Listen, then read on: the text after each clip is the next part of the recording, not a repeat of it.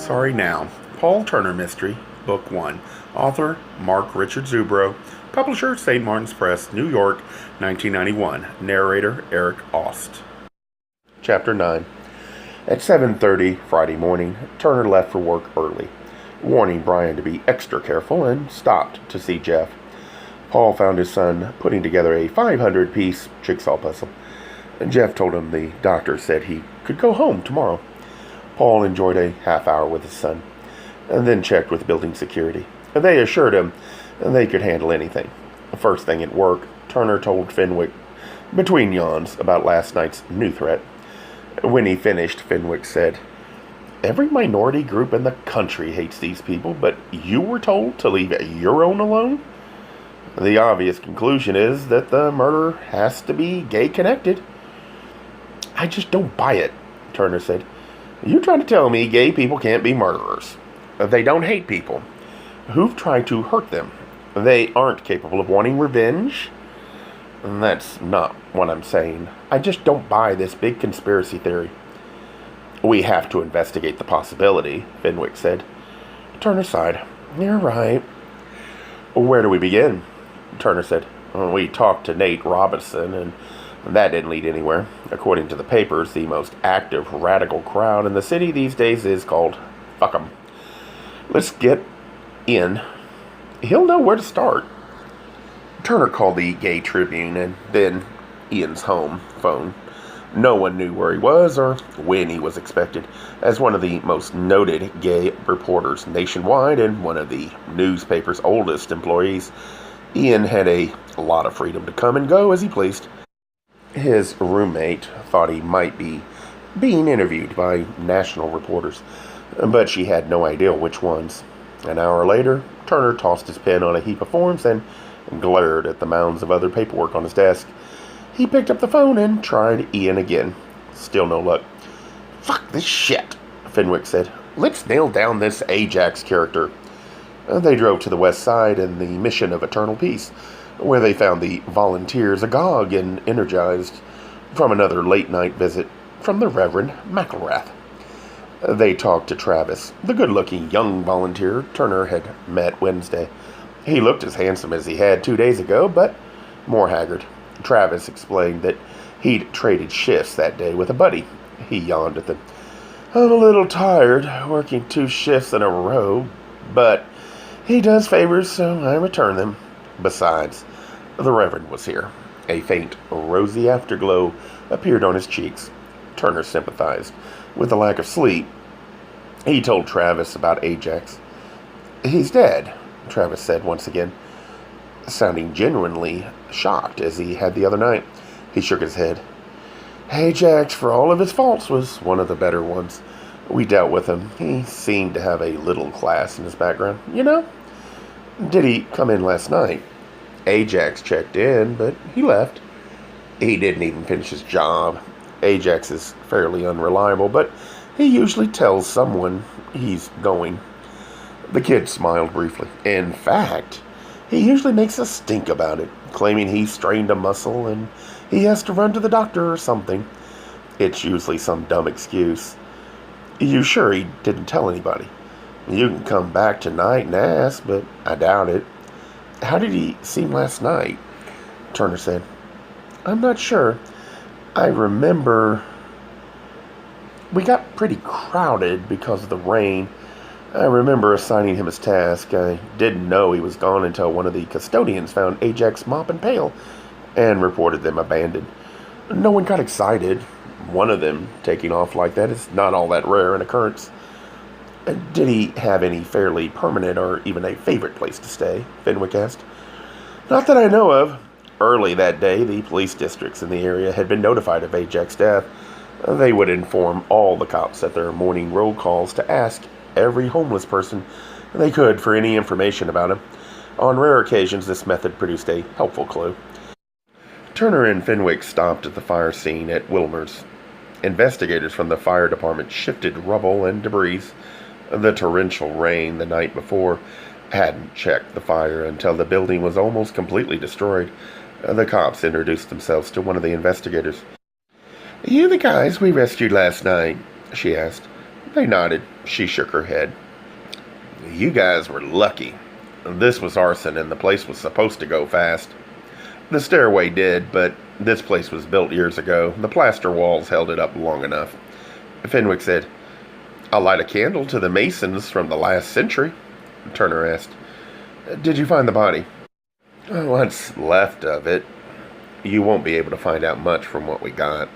We call them crispy critters. Like cops, medical examiners, and most people who dealt with the remnants of human life. She had a bizarre sense of humor. Anything at all to tell about who did it or how? Fenwick asked.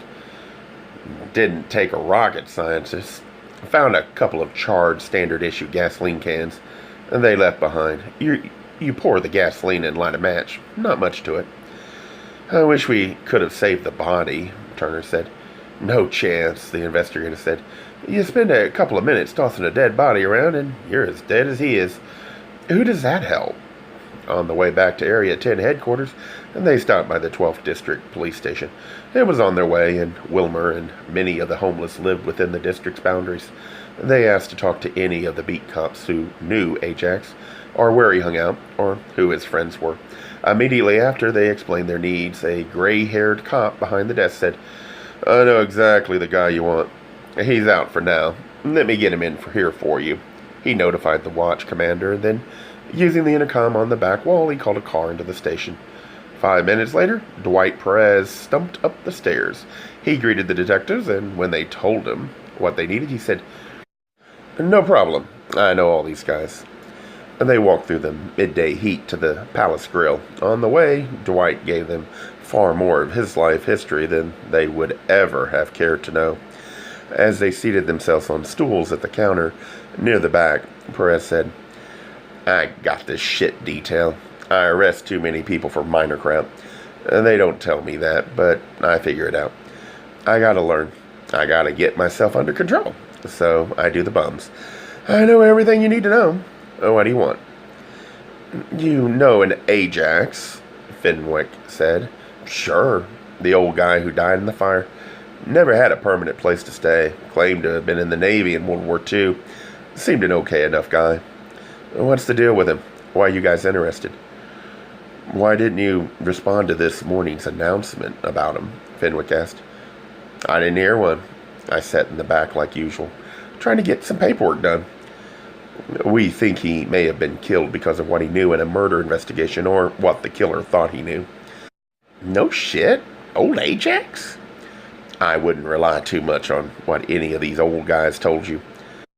We don't have much choice, Fenwick said. We haven't got much to go on, he explained about the murders. We're trying to trace his movements last night. Fenwick finished. I didn't know Wilmer. He didn't like me. Avoided me. About Ajax. Did you try the mission of eternal peace? Yeah, Turner said. Perez said, those guys are a little religious for my taste, but they do a great job with these people. Where would he go, and why would he leave a place where his meal and bed were set for the night? Turner asked. He'd leave for money, booze, cigarettes, an argument, almost anything. You can't tell with these people. Where would he go? Hard to tell, but a lot of them have a sort of meeting house of their own, down on Harrison, west of Ashland. It's an old place, kind of wedged between a bunch of old buildings and the expressway. You might try there. He gave them the location. Turner and Fenwick drove over, and they knocked on the doors of several buildings they thought were the right ones. No one answered. All of the buildings looked abandoned and totally unused. They walked around to the alley. They could see and hear the rush of traffic on the Eisenhower Expressway. Just below them, in the alley behind the fourth building, they saw what looked like the clubhouse you tried to put together in your backyard when you were a kid, only worse. The hut seemed held together by shadows and rusty nails. A woman who looked to be at least in her 90s sat on what would generously be called a front stoop. A cigarette dangled from the left side of her mouth, smoke curling into the morning haze. The torn and shabby sleeves of her dress hung oddly, one ripped off near the shoulder and other dangling to the elbow. The dress covered her spraddling legs to the ankle. They introduced themselves and showed their stars. The ends of her mouth moved up, microscopically, in what might have been meant to be a smile. Turner said, "Ma'am, we're looking for anybody who knew a gentleman named Ajax." "You're looking for a gentleman. You came to the wrong place. You want a bum. You come to the right place." She puffed placidly on her cigarette, a pack set by her knee, a mound of butt set between her bare feet. "Yes, ma'am," Turner said. "I misspoke. Could you help us? We need to speak to anyone who knew him." The microscopic, maybe smile came and went. She said, "I'm here most of the time." "He ain't here now." "No, ma'am. We're sorry to say, especially if he was a friend of yours. He's dead." She took a long drag on her cigarette. Her aged, spotted hands moved in circles over the folds of her dress. Just before the ash would have dropped in her lap, she flicked the butt toward the street, missing Fenwick by an inch. "Wasn't a bad old guy," she said. "Well, I got him. A booze, loneliness. Or he just get tired of living." "He was murdered last night," Fenwick said. "We're trying to trace his movements. If you're here a lot of the time, maybe you saw him last night." "I may have. But you need to make it worth my while." Turner had never given cash to an informant in his experience. Police work didn't happen that way. Fenwick said, "We'll get you a pack of cigarettes." She spat on the ground at his feet. "Try again, Sonny."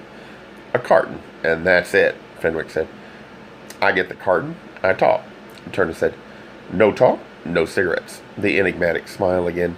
She was sort of an aging Mona Lisa, sitting on the urban dung heap.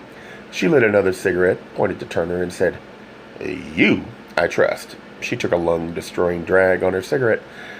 "Okay, he came in last night, all excited. Said he'd finally made it to Easy Street. Said he had friends now who'd take care of him." I laughed at him. Everybody around here says the same thing when they score a bottle or get some idiot to hand them a quarter. As she dragged on the cigarette, blew a smoke ring. "He didn't say who it was?" Fenwick asked. "Nope."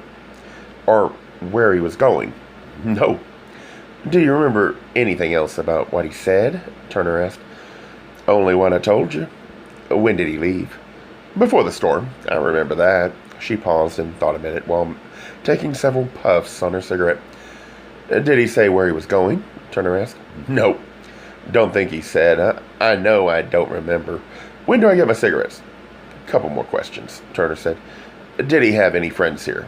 Someone that he'd confide in or that he was close to?" "No friends here," she said. "No relationships. We barely gave each other our names. It's safe here and anonymous. Some of us have past to hide from." After Turner finished a few more questions, he said to her, "We'll be back." He made Fenwick stop at a rundown corner drugstore. They dropped off the cigarettes back at their desks in the station. Turner said to Fenwick, "I think she liked you. I think she winked at you several times." "That why she threw cigarette butts at me and spat at me?" Fenwick asked. "She was showing her affection and regard. We got a lot of nothing again from all this running around. We spent money for a carton of cigarettes and she did no shit. Why couldn't we have a nice domestic?" A little blood on the kitchen floor, the husband or wife with a bloody knife, and sobbing their eyes out, waiting for us to get there so they can confess. Fenwick picked up an incoming call, mumbled a few words, and hung up. That was one of Muckleroth's people. "The good Reverend would like to see us." He turned to Wilson. "Is he still using his kids' ashes in the act?" Wilson said, "Yeah, they line up to get healed, and they have to walk past the urn with the ashes. They've got these American flag draped bins that people throw money in, and I mean green stuff.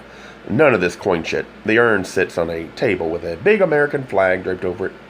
Fenwick said, "That is such shit." "Let's go see what he wants," Turner said.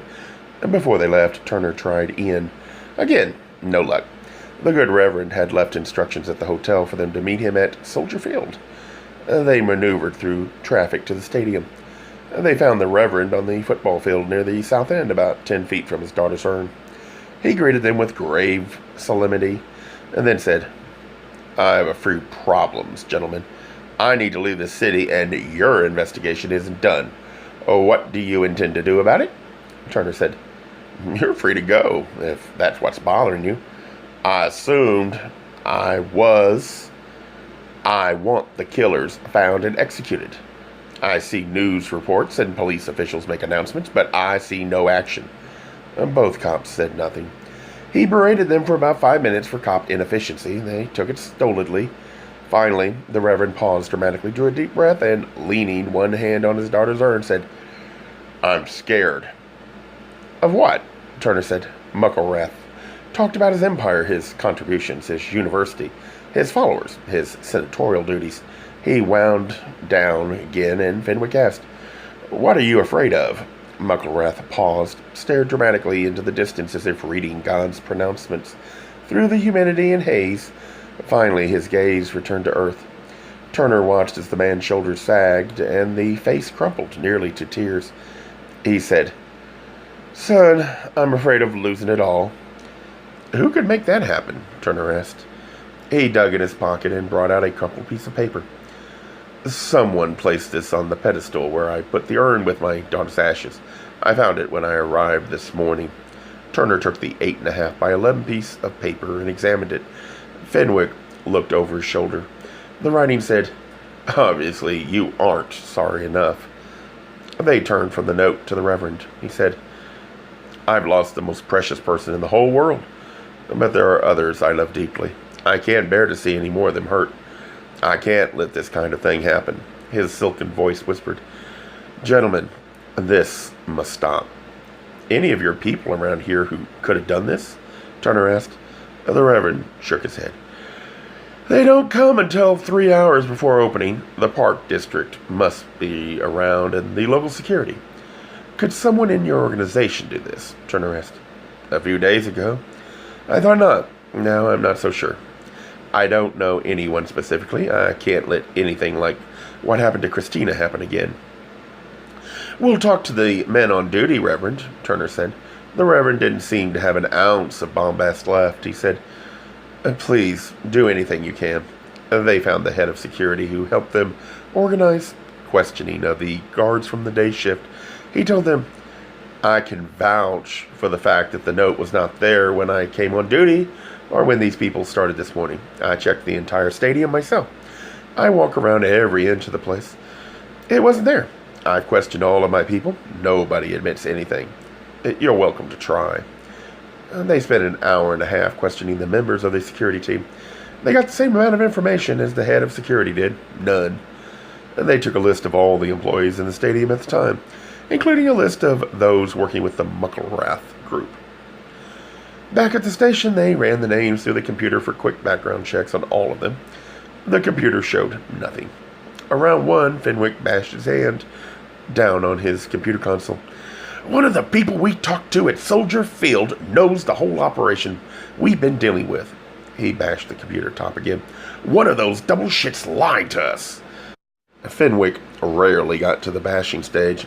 Years ago, Turner had seen him put his foot through a TV screen after he'd found 2 dead kids and a little baby, so mutilated by abusive parents it only lived a few hours. Turner leaned back in his chair and rubbed his hands across his eyes. "We're driving ourselves nuts with this. We've missed something." Fenwick looked up at him. They listened to 2 Carruthers typing madly on a report, probably days, if not weeks overdue. Tried the paper again. They caught Ian just as he got in. He'd been doing interviews all morning for national news shows and setting up appearances, as he put it, on Oprah, Phil, Joan, and Sally. Turner explained what they needed. With some reluctance, Ian agreed. Before leaving, Turner called Brian and Jeff. Everything was quiet with them. Jeff told him Dr. Manfred had stopped by and had promised to stop in again this evening. Turner and Fenwick caught a weather report before leaving the station. Severe thunderstorm warning were in effect for most of northern Illinois, the southern half of Wisconsin, and northwest Indiana. For the moment, the humidity held and barely a breath of wind stirred. They met Ian at the corner of Clark and Montrose, near the newspaper office. The large reporter climbed into the back of their unmarked car. He wore his slouch fedora, even in the car, although the smallest bump caused the crown to hit the roof. Turner gave him full details. Ian nodded. You're right about talking to fuck 'em, though I don't see them as killers. A lot of noise and protest, even a little violence, but not murder. It's a start, Turner said. One thing, they've got a large enough organization so that they could field enough people to plan and carry out all these crimes. It might be a little difficult finding them at this hour of the day, Ian said, but we can try a few of their usual haunts. He told them the leader of the group was a Bruce Davidson, a student at the University of Chicago. Following Ian's directions, they stopped at various places. The Fuckum group met at or hung around. The third place was a cabaret bar in the basement of a closed department store at the corner of Lincoln and Belmont. They walked down a narrow flight of stairs to a room kept luridly dark to the point of absurdity. Peering around in the dimness, Fenwick asked, "Is this a gay bar?" Ian said, "No. It's mostly straight and very trendy, always jammed at night." After their eyes adjusted, they found Bruce Davidson haranguing several cronies, one of them Rusty the Hustler. They showed their stars to the bartender, who turned out to be the owner. He offered them drinks. Fenwick and Turner took coffee. Ian accepted a beer. The intent group barely looked up even when the three stood above their booth. Rusty sneered at Turner and said, "Who's the beefy buddy?" They showed their stars. Rusty began to get nasty, but the owner said, "Shut the fuck up. I don't want no trouble in here. I'll throw him out." "We just want to talk with Bruce for now," Fenwick said, "but nobody leaves." The owner led the others away. After he sat in the booth, Turner discovered a possible reason for the excessive dimness. What Turner, who grew up in the city, would have called jungle rot, covered 9/10 of the wall surface. He touched it with a fingertip. A 5-inch piece of jagged plaster fell to the floor. He tried to rub the green stain on his fingertip on a napkin from the metal container on the table. No luck. He kept his left hand a safe distance from the wall. "What's this all about, Ian?" Bruce asked. He wore a black t-shirt, black 501s, a necklace made of leather thongs, 4 earrings going up the side of one ear, and lace-up black leather boots. Bruce slumped in his seat against the wall. He was either unaware of or didn't care about the creeping filth his side rested against. Turner guessed that if he was over the age of 21, his birthday had been yesterday. Ian said, "It's about all the shit that's been happening to the straight people." "And about the possibility of Donald Mucklerath being gay," Turner added. Why come talk to me?" Turner said, "You're the head of Fuckum, and your group has been involved in outing people and in violent protests." "Why should I talk to cops? Last time we had a demonstration, you beat up half our members." Ian said, "Half your members had camped out in Buckingham Fountain. Besides your skins getting terminally wrinkled, little old ladies began to be upset when you took to relieving yourselves in the water." Bruce looked sheepish. He still sported prominent zits on his nose. He said, "Well, the planning on that could have been a little better, but the police should have been more gentle dragging us out." Turner didn't want a full-scale discussion of police tactics. Ian said, "Bruce, remember it's me you're talking to, the one who knows everybody's dirty little secrets, including yours. I've helped you out of a couple of tight jams." He didn't explain to the cops what secrets and jams. Turner wasn't sure he wanted to know. "You owe me several big ones. I'd appreciate it if you'd answer their questions."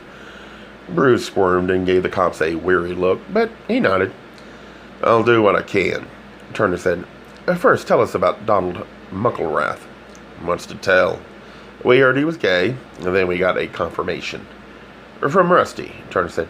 "How'd you know?" Davidson said. "A good source. If Donald is gay, we're going to make that 2-bit bastard and his asshole father pay. But we never had a meeting with him. He never returns our calls." Switching topics, Turner explained why they thought someone in the gay community might be behind the pranks and perhaps the murders. "They threatened you. You're a gay cop. And they know? And you've got kids?" "Yes," Turner said. "Wow." Turner asked, "Have you heard of any kind of plot like this in the community?" "No," Bruce said. "We're an activist group for gay rights and more help for people with AIDS, but We don't do that kind of shit. We believe in creative nonviolence. What the hell does that mean? Fenwick asked. Bruce had the grace to blush. I'm not sure. I guess it means we want to push people around and we hope they don't push back. How about members of the group who would want to go beyond creativity? You got any hotheads who might act on their own? Turner asked. They're all talkers, Davidson said. The most vocal ones are the ones who can't organize for shit. They want to be politically correct. The rest of us want action. Who are some of the most politically correct ones? Turner said. Bruce shrugged. Ian said, Come on, Bruce. Rusty, for one, Bruce said. Nobody else, really. We're pretty radical, but in the beginning, some people were really nuts. The more vocal ones usually just drop out after a meeting or two. Rusty's stayed a lot longer than any others. How about any other person or group in the community? Turner asked. Well, you always hear talk about what people would like to do to bigoted straights. It doesn't mean anything. Every gay person does it, you know. Get revenge, get the oppressor. A couple guys I know who tested positive swore they'd get even with members of the FDA who didn't approve drugs fast enough. They got too sick and weak to do anything about it. They died a couple of months ago. Davidson rotated his empty beer glass between his fingers as he talked. Ian said, Paul, you'd have to arrest yourself and most of the rest of the gay community if you wanted all the people who'd ever wished nasty things to happen to bigoted straights. Turner shrugged. Any rumor in the community of any kind? He asked. The smallest hint of any person in the group who might turn to violence? Bruce shook his head. After a few more minutes of fruitless questions and useless answers, Turner said, Let's try Rusty. Rusty took Bruce's place in the corner of the booth. Ian sat next to him, Turner and Fenwick opposite. Rusty slumped even more tightly than his friend against the wall. Turner saw green stains on the back of the shoulder straps of his tank top. I told you the other night I'm only talking with a lawyer present. Ian said, But I'm not a cop, and I'm willing to beat the shit out of your arrogant ass. He threatened me, Rusty said. You both heard him. He can't do that. You have to stop him. Fenwick said, We don't have to do shit. I'll call for help, Rusty said. We are the police, Fenwick pointed out. Shit, Rusty said. I'm leaving. He looked at Ian and even tried a brief shove. Ian simply let his 6'6" frame respond to the push as if it came from a playful cat. Rusty looked around wildly. No possibility of the U.S. cavalry racing to the rescue. At the far end of the room, the owner ignored them, keeping himself busy with his bartending duties. Anger and frustration nearly brought tears to the hardened hustler's face.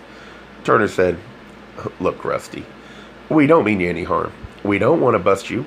We just need any help we can get in solving the murders. But I don't know anything, Rusty said. His voice grated on Turner, a teenage whine reminiscent of Brian at his worst. Just a few questions, Turner said. Rusty crossed his arms over his chest and set his lips in a firm line. If he'd been a 50-year-old madame with tons of makeup, he might have made the cool defiance he wanted to portray work. As it was, he looked like a petulant little brat. Turner said, You're pretty serious about fuck 'em and what they stand for. You would be too if you weren't a fucking cop, a traitor to your own people. Fenwick asked, How do you justify being a hustler and being an activist? Rusty snorted at him. You don't know shit. I'll rip off the world any way I can. I'll especially screw anybody who's anti-gay and make them pay for it. That's why I got due. That's how you stumbled onto Donald Mucklerath, Turner finished for him. I didn't say that, Rusty said. Give it a rest, Turner said. We know you're the one who turned him over to the outing crowd. Gil Garrett told us Tuesday. Where'd you meet Mucklerath? I said all I'm going to say, Rusty said. Let's take him down to the station and book him, Fenwick said. Turner recognized the tactic instantly. Unfortunately, Rusty did too. The kid sneered. Arrest me for what? And don't try playing good cop, bad cop with me. It won't work. Fenwick let irritation creep into his voice as he said, You little prick. You might think you're a lawyer, but you don't know shit. Rusty turned to Ian. You heard a cop threaten me. Aren't you going to make that into a headline in your paper? It's not my paper, Ian said. I'm only a reporter, and you're an uppity little creep. Now answer the man's questions. They got the story out of him, along with a great deal of unattractive whining and complaining. He'd met Donald Mucklewrath at a very high-class businessman's dinner party given in a Lake Forest mansion. One of the businessmen thought it would be a lot of fun to bring Rusty and say he was his nephew from out of town. Rusty thought it was a stupid idea, but the man was a faithful, well-paying customer, so he went. He'd run into Mucklewrath coming out of the John. One thing led to another, and by the end of the evening, Rusty had another customer. From one of the other guests at the party, Rusty found out his conquest was Donald Mucklewrath. He'd hardly been able to contain his glee. They'd gone to bed a week later, and Rusty'd reported this to Fuckham. I didn't know anything about the meeting with Mucklewrath to out him. The rest of them do that kind of stuff. They don't trust me because I have a temper. Minutes later, they left, learning nothing else new. They dropped Ian off back at the paper. Fenwick drove back toward the station. Now what? He said. I'm not sure what else there is to check, Turner said. We'd interviewed several zillion people, all of whom know nothing. All we've got are the victims. I thought the outing angle would get us somewhere, and we don't know anything more about the Mucklewrath family based on the Donald is gay theory, he shrugged. For several minutes, they rode in silence down Halstead Street at Chicago Avenue. Fenwick said, I wonder how Wilmer got the virus. What do you mean? He's an old guy and not attractive. The report said he wasn't an addict. I didn't see anything in the medical report about a blood transfusion, so who would have sex with him? Turner said. A mystery we'll probably never solve.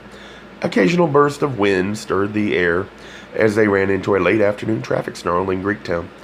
While they waited for the light at Jackson and Halstead, Fenwick said, Where could Wilmer meet somebody? Any bar? He went in, would throw him out. You told me Ajax said he wasn't part of any group. At the hospital, Turner guessed. Maybe he had a close friend, or a lover, or a fuck buddy there. Fenwick said, Maybe that person would know about Wilmer's movements that day, or what he knew. We had that with Ajax, I thought, Turner said. It's an ideal, Turner said.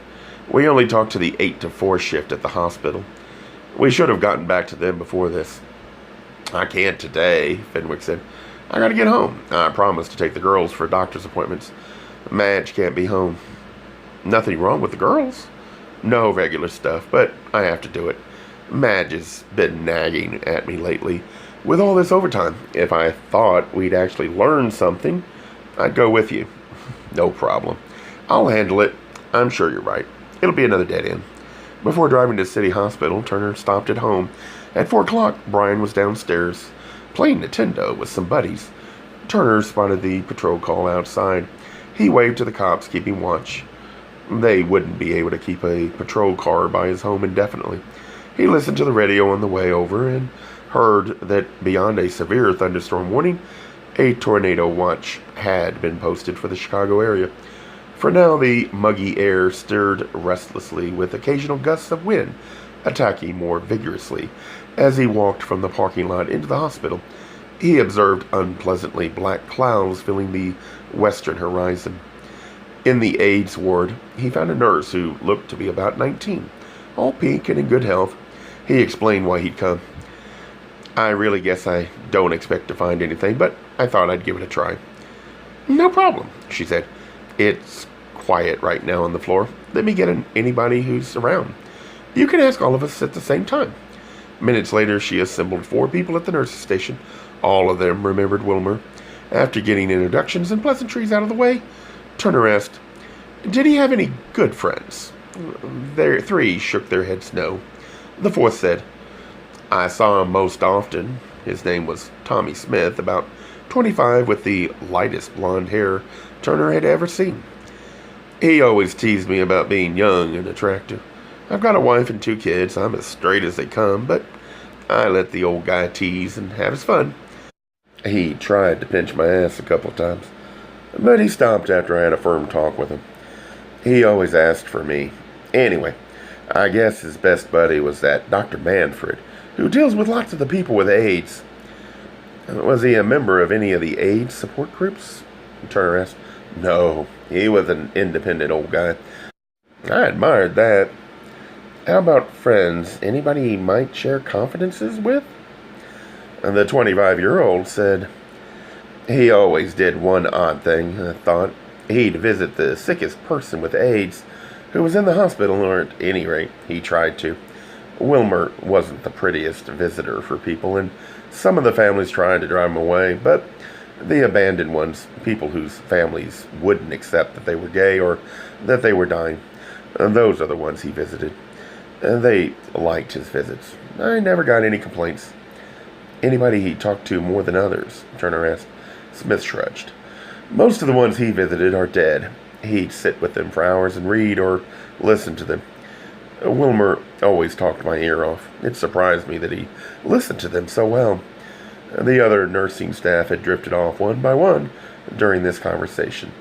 Tommy Smith said, I guess the one who's still alive that he talked to most was old Mr. Gravelstone. I didn't see him here the other day. I thought he died. At the end of my shift yesterday, I found out he'd improved enough to be sent home on Monday afternoon.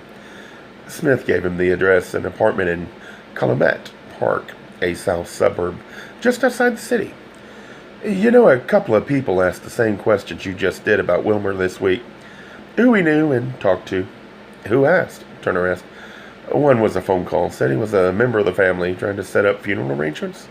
Wanted to be sure everybody knew about it. He leave a name? Tommy Smith thought a minute. No, said he was with some mortuary. I don't remember which one. Funny he didn't say. What did you tell him? I told him everybody knew about it because, like I said, I thought Mr. Gravelstone died. We lose so many of them. Who else wanted to know? Turner asked. Dr. Manfred, Smith said. Gay Mysteries audiobooks. I think it is easy to hate a label, but a face humanizes the word. So this effort is twofold. To offer comfort to those like myself that your world didn't end because you don't fit into the view of acceptable society on both sides. And in hopes of helping those with family that are LGBTQ, that it doesn't mean we are aliens from the child they once knew. Reassure them so they can maybe be supportive at the same time, being true to their values.